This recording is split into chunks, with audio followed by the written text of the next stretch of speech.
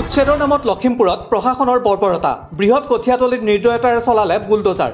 কঠিয়া তুলিবৰ বাবে যুৱতী কৃষকগৰাকীয়ে বিচাৰিছিল মাত্ৰ এটা দিন লখিমপুৰ প্ৰশাসন আৰু ৰাজ্য চৰকাৰক ৰাজ্যজুৰি ধিক্কাৰ মুকলিৰ বাবে সাজু মহানগৰীৰ ৰুক্মিণী গাঁৱৰ বহুচৰ্চিত উৰণ সেতু পাৰে উৰণ সেতুখন আনুষ্ঠানিক মুকলি কৰিব মুখ্যমন্ত্ৰী ডক্টৰ হিমন্ত বিশ্ব শৰ্মাই সেতুখন মুকলিৰ লগে লগে যান-জঁট বহু পৰিমাণে হ্ৰাস পোৱাৰ সম্ভাৱনা কাৰ্বি আংলঙৰ দেওপানীৰ পুৰণা বৰপথাৰত প্ৰতিবাদৰ সন্মুখীন গৌৰৱ গগৈ একাংশ বিজেপি কৰ্মীৰ গৌৰৱ গগৈ মুৰ্দাবাদ ধ্বনিৰে প্ৰতিবাদ অঞ্চলটোত প্ৰদেশ কংগ্ৰেছৰ সভাপতিজনক প্ৰৱেশত বাধা বিজেপি কৰ্মীৰ তৃতীয় দিনাও অব্যাহত মহানগৰীৰ নাৰেংগীৰ পানীখাইটিত ৰেল বিভাগৰ উচ্ছেদ অভিযান ইটোৰ পিছত সিটো বাসগৃহ আৰু ব্যৱসায়িক প্ৰতিষ্ঠানত প্ৰশাসনৰ বুলডোজাৰ বেদখলমুক্ত কৰা হ'ল বৃহৎ পৰিমাণৰ ভূমি